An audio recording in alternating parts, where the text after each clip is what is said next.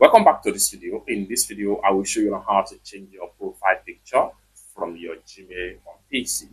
Let me show you how. The very first thing you want to do is to go ahead and click on the profile icon right here. And the next thing you want to do is to go ahead and click on manage your account. The next thing you want to do here is to go to personal info.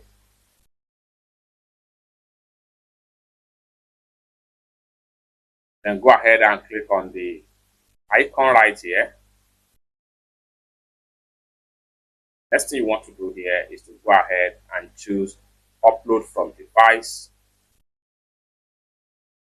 Then go ahead and locate where you have your picture from your device.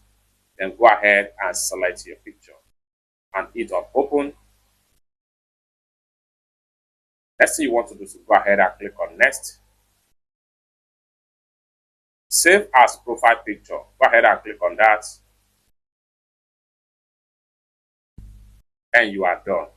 By the time we refresh, we now have a new profile picture on our Google account. It's that simple. For more tutorial tips and tricks like this, consider to subscribe. Thank you so much for watching, and I hope to see you in my next video.